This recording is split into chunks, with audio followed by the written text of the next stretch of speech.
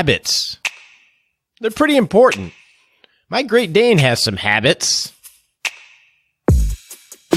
Yes, he does. Sherlock Bones is a creature of habit and routines. Morning time, slides under the covers. As we get up, he walks to the front room to watch the kids go to school. Late afternoon, he comes upstairs if I'm working at home to love on me and prep me for his next habit, which is to will me to go take him for a walk. In the evening, he stands by the pantry waiting for his treat, and then about 9:30, he slithers off from the couch to the bedroom. Habits as we get older are much more important. We rely on them, so we have to choose them wisely. And that, my friend, is the topic of today's Retirement Answer Man show. My name is Roger Whitney. Thank you for joining me. Welcome to the Retirement Answer Man show. This is the show dedicated to helping you not just survive retirement. We want you to rock retirement, and we got to do that with the money, for sure, but we have to do it with managing our life well and establishing habits that we're going to rely on as we deal with the longevity, which is the topic of this entire month on the show. So we're going to dive into what kind of habits you can build, but we can't do any of that until we have that all-important disclaimer.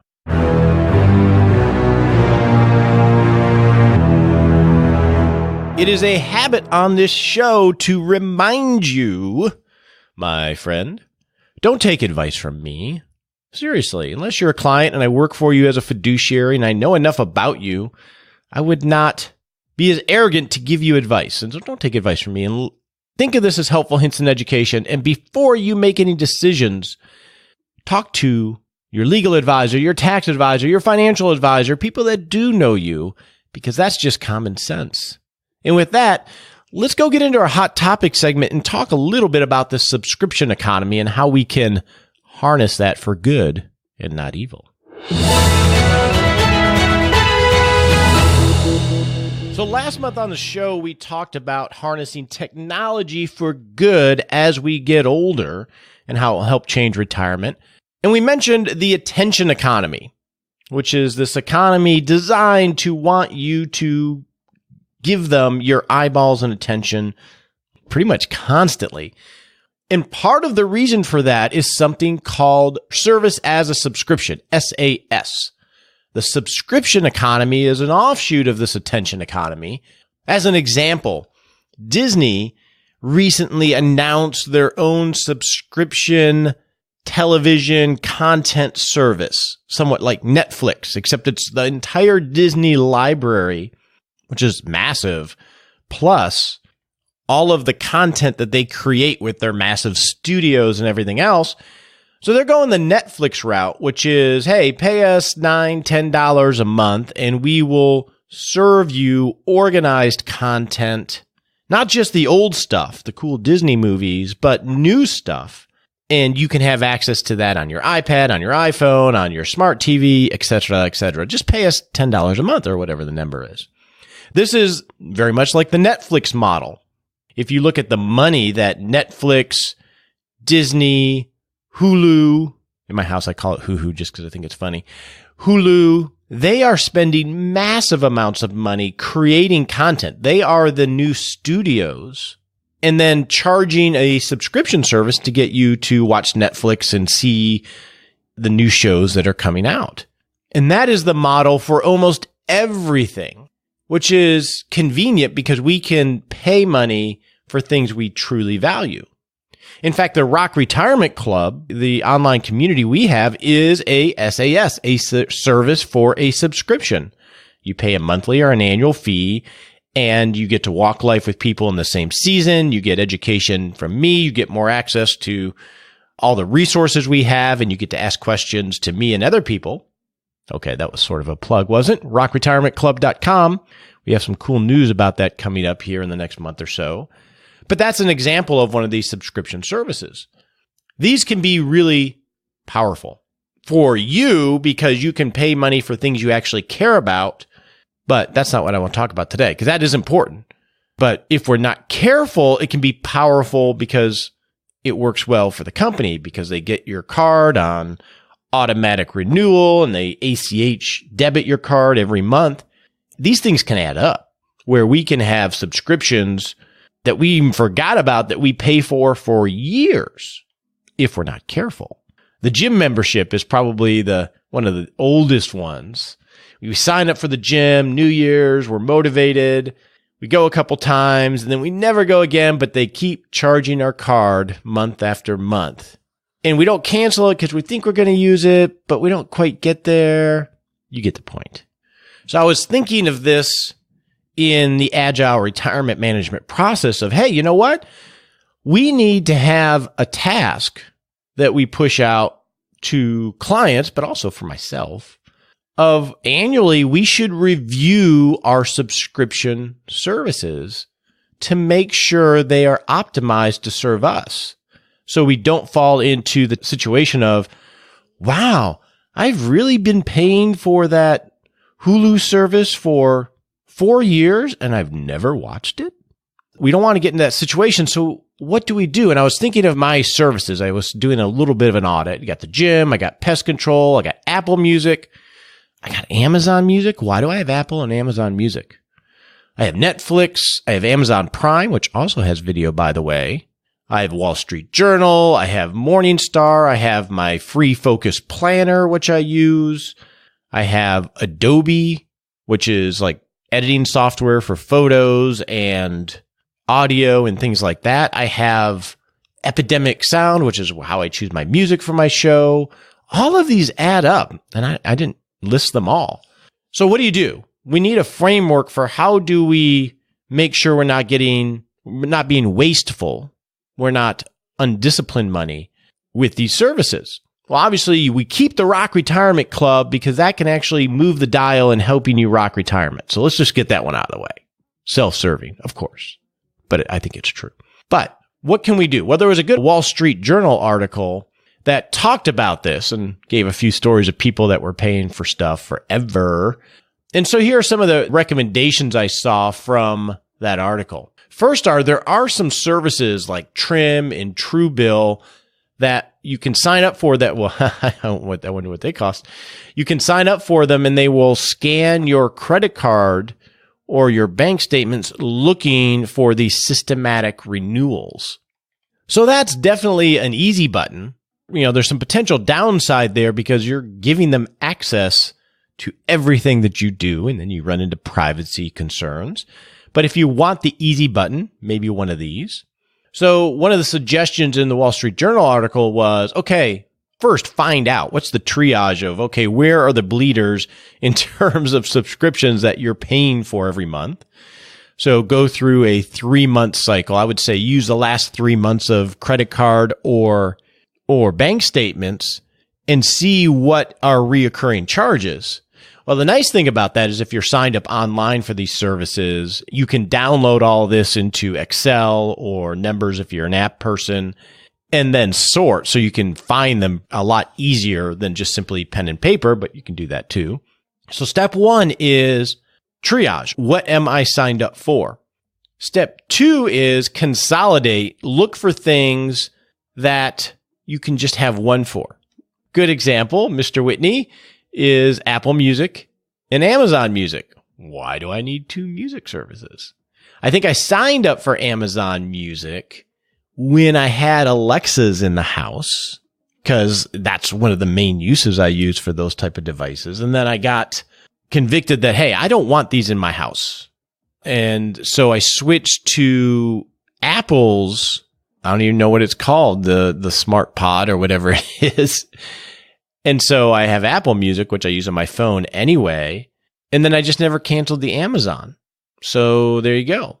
There's also one I had, which I did like. It's called Free to Focus, which is music. It's a subscription service music that is curated to help you focus at work more because I play music while I'm working. But I found with Apple Music, in this case, I can say play study focus music, and it has its own curated list. So consolidate is step 2. Get rid of the things that are duplicates or close enough. And then step 3, obviously, is whatever doesn't make the cut, cancel them. This is a good annual exercise to do. And the reason you want to do it annually is you're going to be pushed subscription services all the time, because that's very attractive for businesses like Disney and Amazon and all the rest. So they're going to be wanting you to subscribe to services because that is a good business model. It's predictable revenue. It gives them cash flow to continue, hopefully, to innovate and grow. So you're going to probably sign up for them throughout the year because you need something. So you got to make sure you do this at least annually. Now let's talk about cancellation just for a second here. It can be hard to actually get a hold of the services to cancel, right? It's not like it's a big red button on their website. And if it's something that's been out there for a while, you may have forgotten the login, don't even know where to go.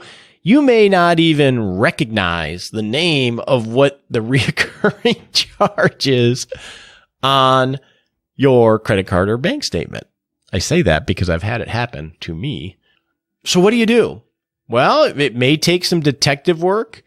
If you want to go hardcore, you can cancel the credit card. And this is maybe a hack to manage this. It can be a little bit of a pain, but if you cancel your credit card, and that way whatever is automatically billing to that credit card, or even if you just get a new card from the same holder, I believe, if you do that, then when these things go to ping to get paid, and they don't get paid, all of a sudden they're very responsive to talking with you. And then you can respond to the emails that you get saying, hey, your billing failed. Let's update this. And then you can get in there and cancel it. That might be a good way. Now, what about things that are annual pay? I'm a big annual pay kind of person. Hopefully I'm intentional enough when I sign up for something that I really have a use case for it. And then you save a little bit of money. But those annual pays auto renew as well very often. So then you get hit with a big bill, you just paid it. You definitely want to ask for grace. And if you do it really quickly, I'm not going to say most of the time. I've gotten grace in those situations, but sometimes you don't. Software companies can be a real pain, especially in business. That's a whole nother story. So a couple other hacks that you might think about is that this is an annual task. Consider having one credit card, if you use credit cards, only for your subscriptions. A good example is I have a couple different email accounts personally, and I have one that is just all for online things that you have to sign up for because I don't want that poisoning my work email or my main personal email. You could do that with having one credit card that's only for subscriptions. That might make it easy for you if you're willing to do that. And then have some framework for determining whether it's worth subscribing for or keeping the subscription, that use case. So I'm going to use a Rock Retirement Club as an example. It has a great use case, and I think it has amazing value if it's used. So you may look at it and sign up for it and not use it. And then the determination is, well, is it because I haven't developed the right habit to use it, or is it I don't have time to use it? So the people that we have had that have canceled, which is not that many actually, the typical reason is I just don't have time to dive into the ecosystem and go through the resources. I need it. I just don't have time. That's a valid reason, but have some framework for how you decide what you keep and what you don't. And this, my friend, will develop some good habits to maybe save you a lot of money and be a good steward. Now let's go talk about great habits to build so you can age well.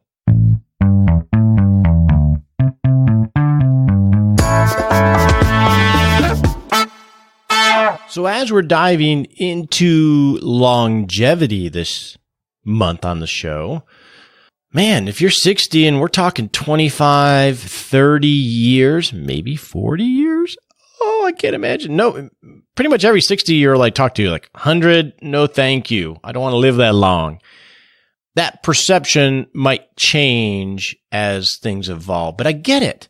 But as we're talking about longevity and the natural season of aging, the idea of habits become much more important because as cognitively and physically we, I don't want to say decline. I guess that's the right word. It's seems like a mean word. I am declining.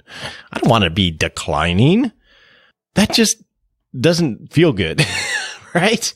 But the point is, as we are going into that season of later life, habits and routines become all that more important. Now, they are always important.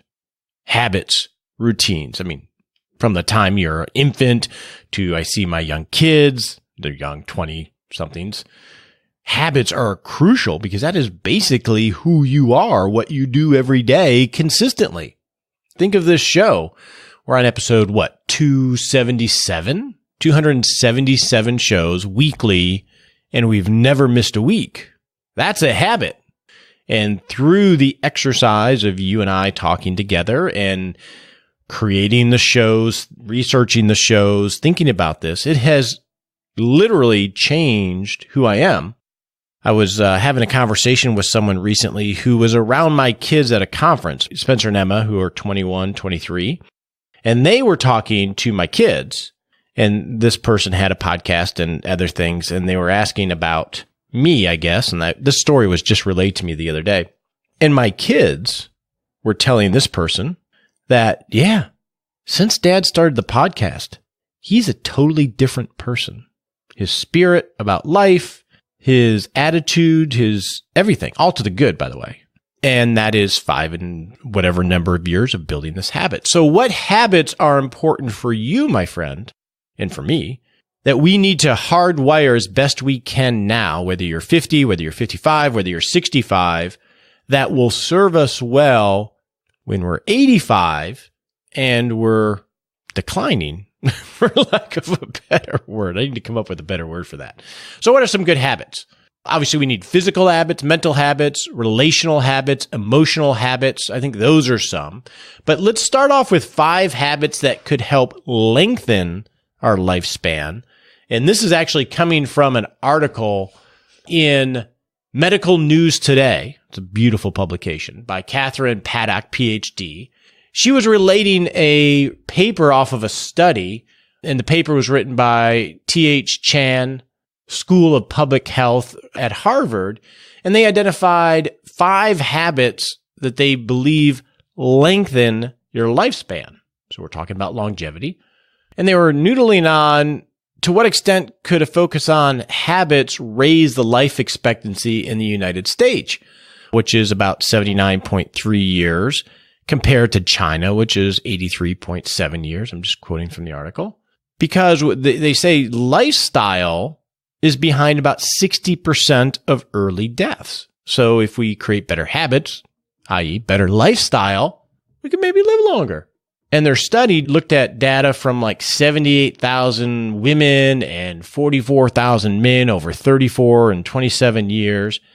And they identified 5 habits that can help, they believe can help lengthen your life. So what are they? Let's just go through them real quick. Not smoking. Okay, not smoking. Check, I got that one. Moderate alcohol intake. Okay, got that one. I'm thinking of myself now. You say, okay, that's good for me or not. Moderate alcohol intake, good. Regular exercise of a half hour or more per day, moderate to vigorous. Okay, regular exercise, got that one. Healthful diet. Okay, I'm thinking of my chips and French dip last night. Healthful diet or having a healthful, normal weight. Okay, I think I'm a healthful, normal weight. These 3 habits could help lengthen your life. So if you don't smoke, you have moderate alcohol intake, you exercise regularly, you have a healthful diet, and you're a relatively normal weight, those sound like pretty good habits to try to build. Now, what about some other habits? I want to talk about my 8 great habits to not just lengthen your life, but to live more during your life. And this comes from research, personal experience, observation. So, as scientific as I can be on this subject anyway. And you'll find a theme on some of these of that it's not just doing it, but it's doing it in a challenging way. Okay, so let's talk about habit number 1, which is physical habits of exercise. So when I think of exercise, I think of 3 areas that we need to think about. Number 1 is flexibility, is maintaining some flexibility as much as we're able to, because as we get older, that is one thing that degrades over time. And the less flexible you are, the more apt you are to fall, to stumble, to not deal with, the normal traumas of walking around on this earth. So flexibility is the first aspect of exercise that we need to build a habit of stretching. Stretching is sort of like flossing. It's one of those things we all know we should do, but a lot of us don't do. And I'm raising my hand in this. I do some yoga, but I'm not consistent in all of my stretching. Second part of exercise is strength training, maintaining muscle mass, which is something that slowly goes away as we age. Muscle mass, helps with our bone structure, our ability to do things and operate in the world. And then lastly is endurance, which is heart healthy and blood flow and moving at a fast pace. So in exercise, habit number 1, we want to do things that are going to help us with flexibility, help us with strength training, and help us with endurance. Now, I was at a presentation on aging and Alzheimer's and dementia and things like that. And one of the things they commented on, I'm going to refer back to this, is when we're exercising physically, there's exercise. You ever see the person on the treadmill that is barely moving and watching a movie or talking on their phone, and their heart rate probably has gone up by like 5 beats a minute via what they were doing, and they can say they spent time at the gym. So all of the experts, there's this, and you're getting more and more research on this, not just in the physical realm, but in the mental realm, is what we call high intensity interval training. So this is what CrossFit is based off of doing things at a high intensity, taking a break, and doing more at high intensity. Now, I'm not telling you go out and do CrossFit. I love CrossFit, but it really hurt my joints, and my natural ebb to want to go harder and harder set me up for bad experiences. So I don't do CrossFit anymore. But the point is, if you're exercising, yoga is great. Things that are endurance-based are great, but it's not just about doing them. It's about doing them uncomfortably with rest periods in between. A lot of research show that actually gives the stress to your body that it needs to improve or maintain. Again, I'm a financial advisor. I'm an athlete, but I'm a financial advisor. So talk to your personal trainer before you take advice from me, but this is my experience. So that's habit number 1, is exercise. And to whatever level you can, it has to be somewhat uncomfortable. Otherwise, you're not putting the stress on your body to build the habit it needs. Okay, habit number 2 is do something that is meaningful. Have a purpose in life. That could be being the most amazing grandparent you can be. That could be volunteering. We've had great stories of people that have created life missions of Habitat for Humanity, Meals on Wheels. Having a purpose, a reason to get out of bed in the morning. Now, how is that a habit? It's a habit. Not having a purpose can create bad habits, can create lack of energy, which can lead to other habits.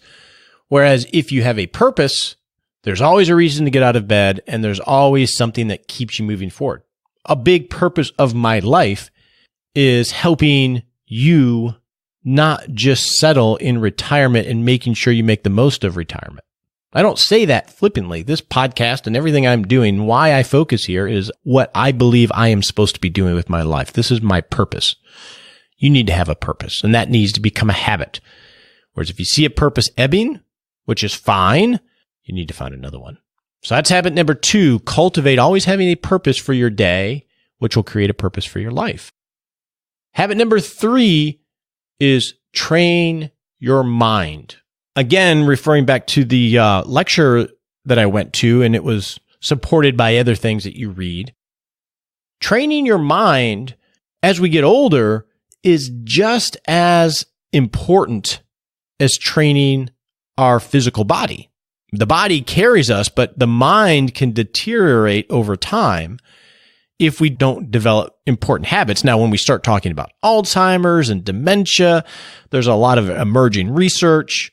There's statistics like, hey, if you know a second language, your incidence of dementia and things go down significantly. I don't know how accurate all of those are. But keeping a sharp mind and being engaged, having a curious mind where you're constantly learning and challenging yourself is a great habit to have as you get older. Now, at this lecture, they made a point, which I think is important, and it goes back to that high-intensity interval training that we think about physically, and that is, hey, if you are into crossword puzzles or Sudoku or whatever, I used to do crossword puzzles, and you sort of get a rhythm. You sort of figure out how they get created. And I don't want to say they get easier because I wasn't one always filling them out completely. But that doesn't count, is what they said. You have to do things that are challenging and progressively harder. So you're never, when you're exercising, you never want to feel like, oh, I'm not out of breath and feel like I want to throw up. You always want to sort of have, oh, I can't do this anymore. You always have to have that challenge when you're exercising for parts of exercise. Well, it's the same thing mentally. You can't do something to where it just becomes habit and easy. You always have to level up, which can be hard. Now, the one that I've played around with, and I think everybody does, is I want to learn a new language. And I've downloaded apps, and I've not developed that habit because it is so uncomfortable. The sentence structure is different in Spanish. I can't roll my R's. I can't make my mouth work correctly. And so it's really easy to give up. But language is probably one of the best examples of when you want challenging and progressive and stretching yourself. I'm not suggesting you have to learn language, but I think something that keeps you challenged. So that's the next habit. 1, 2, 3. Number 4 is a healthy weight. So that is diet, obviously exercise, but as we get older, nutrition is more important. There are books like The Mind Diet, books that talk about how do you eat food that supports your mental health, your physical health, your energy levels, which we have to work on managing more and more. So you got to be at a healthy weight. I'm like just shy of 6 foot and I'm about 200 right now. I'm a little overweight for where I like to be. BMI index, by the way, I don't know where that came from, but I'm always way over that. And it's not like I feel like I'm overweight. I don't know. Maybe it's more muscle mass. That's what I like to think. But the key is a healthy weight. That doesn't mean super thin. It just means healthy weight. So that's number 4. Number 5 is cultivate a positive mental attitude. I think this one's critical. This is the whole glass half full, glass half empty mentality. And this affects so much more than we realize in our life. I've lived a period of my life with a negative mental attitude and mental stories I told myself that were habits. A little thing would trigger it, and I would go down this habit of mental negative stories that went down a major rabbit hole. I've lived life like that for decades. I don't anymore. And it has helped change my entire life. Your mental outlook on life, half full, half empty, is critical because it's going to impact anxiety, depression, your decision making, so many things. And the problem is if you don't have a positive mental attitude and it affects your decision making, usually it affects it in a bad way, which causes bad outcomes, which reinforces negative mental attitude, you get the point. So I'll share this from the Journal of American Medical Association. Seniors who think of age as a means to wisdom and overall satisfaction are more than 40% more likely to recover from a disability than those who see aging as synonymous with helplessness or usefulness. Let's build this habit, okay? That's what this show helps you do, hopefully. So that was number 5. Number 6 is improve your mood, which is related, right? Depression and anxiety can be rampant as we age. Keeping that positive mental attitude. So maybe those can be consolidated. So number 7 is stay social. That's critical, but create social networks going down the age spectrum. Have friends that aren't your age. Yeah, you can have older friends, but have younger friends and people that you hang out with that are younger than you. I'll go back to my dog Sherlock, right? We have Rosie, who is at the end of her life, and Sherlock is 4 years old, so he's middle age. He helps Rosie. And we've always had sort of old dog, new dog, and the new dogs come in and help energize and keep the old dogs active, engaged. They have to, just to defend themselves sometimes, right? Well, it sort of works that way with people. We need to have not just acquaintances, but friends that are younger than us. And I have a number of people in their 20s and 30s that are friends of mine. Well, look at Nicole. Nicole is 34, and she's one of my best friends. That energizes you. That keeps you sharp. A good friend of mine, and I've talked about him before, he's been on the show, Dan Miller, 48 Days to the Work You Love. He's 71, and he's a great example of someone who has developed amazing habits to help support him as he's gotten older. And here I am 52, and he's one of my best buddies. And he's one of the most curious, active guys I know.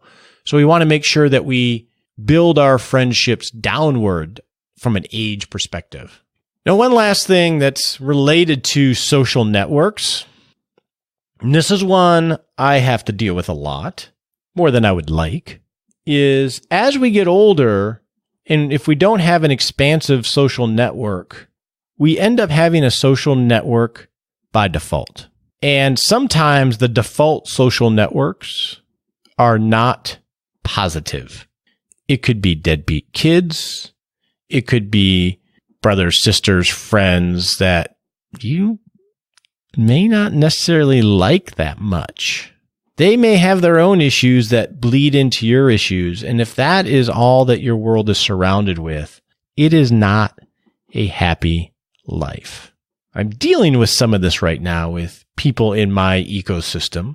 And when you're building your social network, if it happens by default and it happens to be negative people, you're in a really bad position. So you want to try to avoid that. And building social networks downwards, being intentional on who you allow in your life and who you don't allow in your life, regardless of blood, ties, whatever, is crucial. I am a big believer in that because I've seen the consequences of not being militant about that. Okay. Last habit. And it's one I always try to do is you want to be a participant in life as much as you can, not a spectator. I always think about this with sports. I like to watch some sports, but when I think of sport, I want to be a participant, not a spectator. Spectators sit on the couch and watch football, baseball, hockey, golf, whatever. Participants walk the dog, play golf, ride their bicycle, do yoga. They're out and about. Now, I'm not going to say I'm always great at that. I can totally couch potato, but I think a good attitude is we want to be a participant in life, not a spectator. And unfortunately, with this attention economy and everything else, everything seems to flow to watching other people do things or watching other stories rather than creating our own story. So those are my 8 habits to help you build a better life and rock retirement as you age. With that, let's go get happy with Nicole.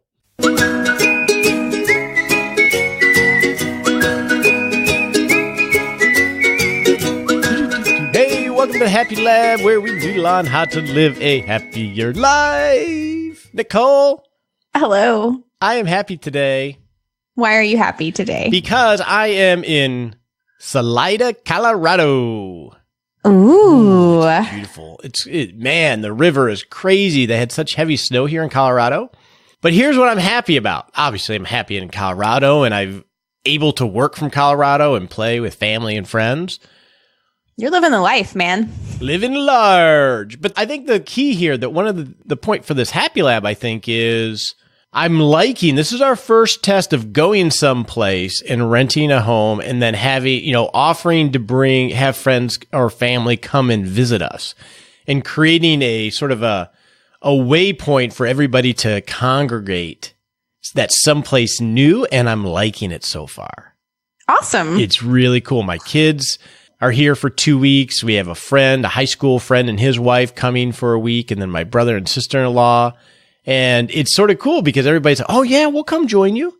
Sure. And just by putting the waypoint there, it sort of like attracts people to want to come spend time with you, because it's not just the adventure of coming down to visit us like, a lot of family does, but you're going someplace new together and exploring, which is really cool. So as we think about legacy and creating experiences with our kids, our grandkids, and our friends in retirement, I think this is a great experiment of maybe you create an environment that brings people to you in someplace new. So I'm enjoying it, and I think it might be helpful for you to rock retirement. On your marks, get set.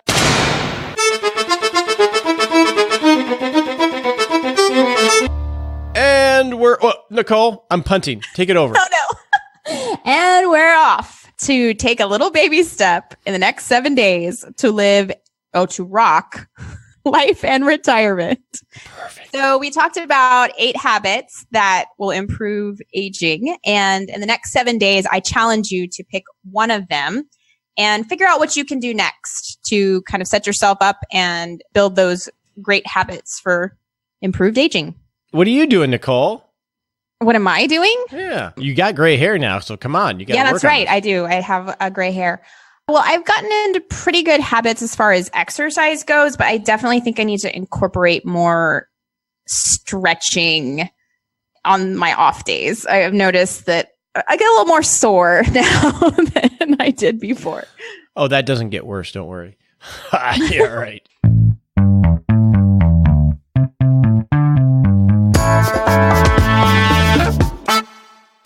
Hey, and this is the month of June, and we are looking for candidates for Retirement Plan Live, which is coming up in September. Nicole, give us a quick rundown of what we're looking for and how they can submit if they want to be our subject. We are looking for someone who has had a major life-changing, retirement-changing event in the last 5 years. So that can be divorce, that can be a job change, that could be a health event. Kind of open to interpretation here. We want to hear from you and hear your story. So make sure that you are signed up for 6-Shot Saturday. We're going to send a link out to the application page every week in June. And if you've got a good story and you're interested in signing up, we will protect your identity. Don't worry about that. But please click on the link, send us your story, and we'd love to chat with you. That's right. And you can sign up for 6-Shot Saturday at rogerwhitney.com right there on the homepage. We appreciate you joining us today for this episode of Retirement Answer Man. Be sure to visit rogerwhitney.com/answers to access the Retirement Answer Library with over 30 checklists to help you make the most of the only life you have. Remember, you have more power than you realize to create an amazing life starting today with Retirement Answer Man. The opinions voiced in this material are for general information only and are not intended to provide specific advice or recommendations for any individual. All performance referenced is historical and no guarantee of future results. All indices are unmanaged and may not be invested into directly. Have a wonderful day.